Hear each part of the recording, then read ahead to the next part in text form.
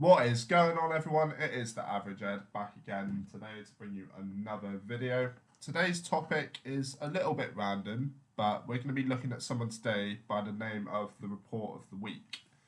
He has been blowing up quite a lot recently through his, as you can see on screen right now, his Social Blade stats, even getting as much as 11,000 subs in a single day. So, you know, pretty impressive numbers. But a lot of you may have discovered his channel like I actually did in the first place through him actually being a meme, being called ReviewBrah. And you get videos such as this which say that ReviewBrah can't be stopped by anything, which is, you know, kind of funny, but...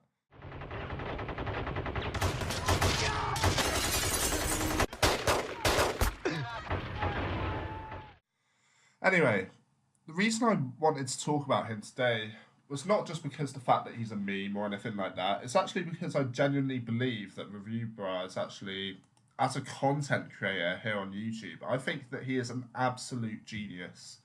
And some of you may be thinking, why is that? He's just a guy that wears a suit and, you know, reviews food and drink. Well, I think it goes quite a lot deeper than that.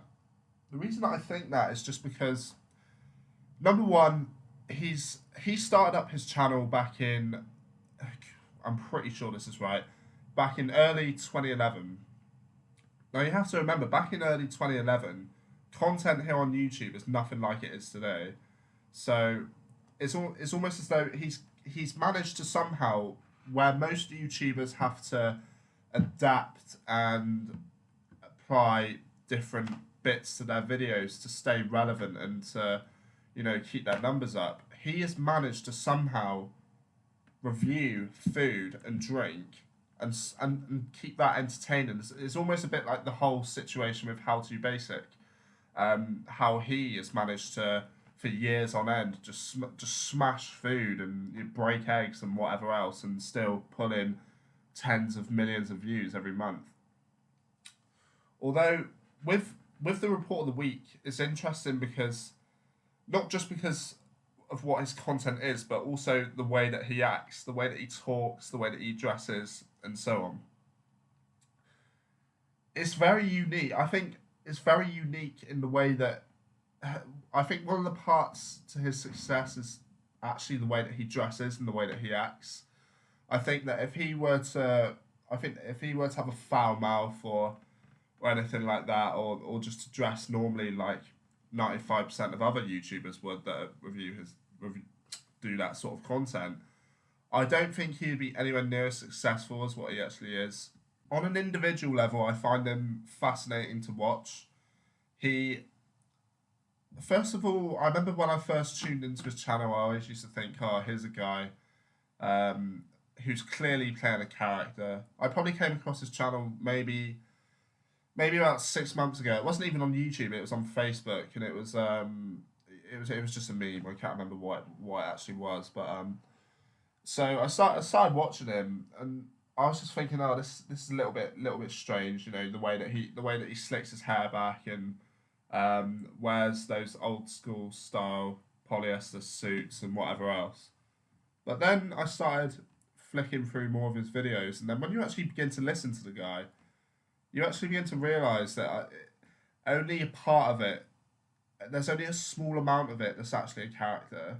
I mean, I think the whole trying not to laugh and all that sort of stuff, you can see there are points in his videos where he'll say something that makes himself laugh, and he does this little grin, which admittedly makes me smile every time. Hello there. Yeah, have a seat. Why not? So anyways, ladies and gentlemen, the drink itself, you know, is sweet in nature. Well, anyways, ladies and gentlemen, the fact of the matter is, the drink itself has a kiwi type of flavor to it. Offers that little bit of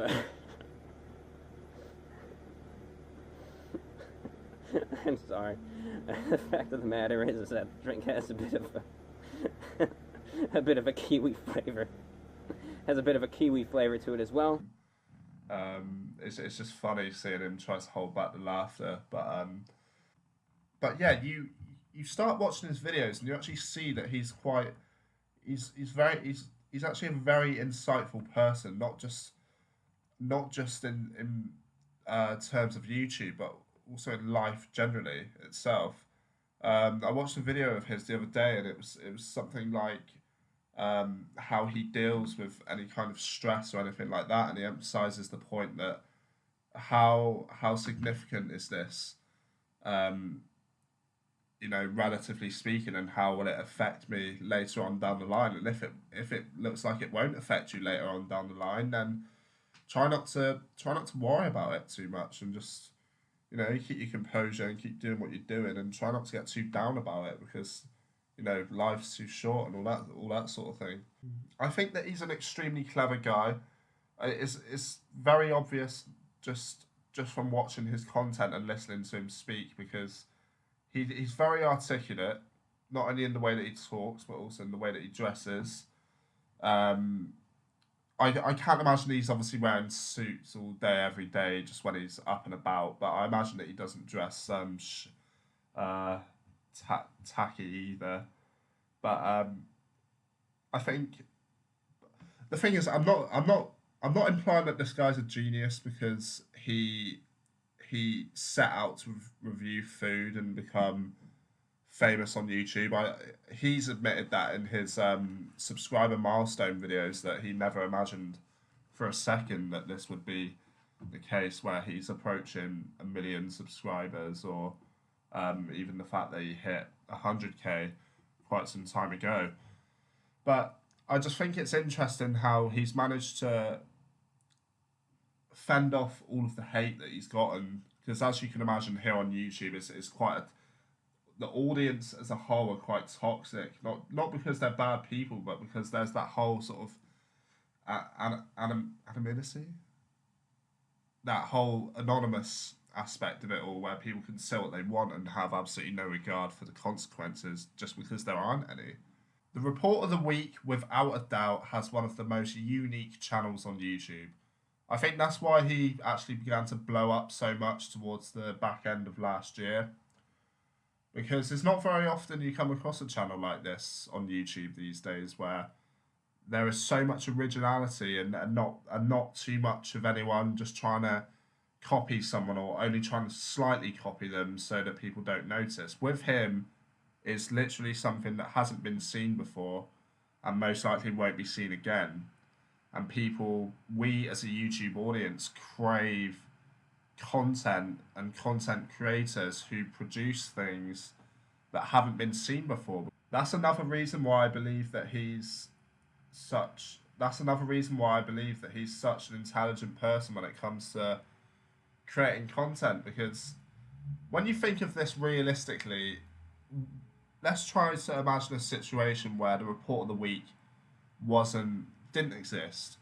I think it's highly unlikely that somewhere down the line, someone else would have came up with the idea randomly.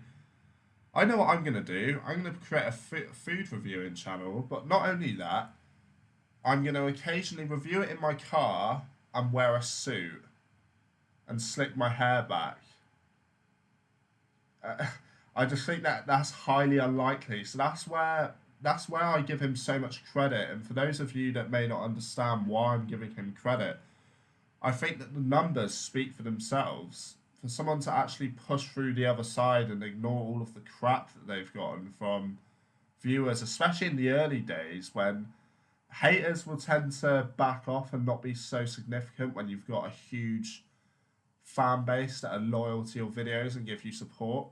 That's something that I love about his channel, actually, is when you go into the comments section, it's actually full of people that actually love him, and I feel like he has a very loyal subscriber base, whereas it could have just as easily have gone the other way, where he has a comments section flooded with people being horrible to him. But because there are other food reviewing channels that I've seen, where I'm not going to name any names, but that you go in their comments section, and some of the stuff that's within those comments is just so hateful and so spiteful, filled with such pure negativity, and they actually enjoy taking the time out of their day to write a comment that, if the person were to actually read the comment, they wouldn't be forgetting it anytime soon, because you're more likely to remember a comment that's, you know, very hurtful than one that's actually, you know,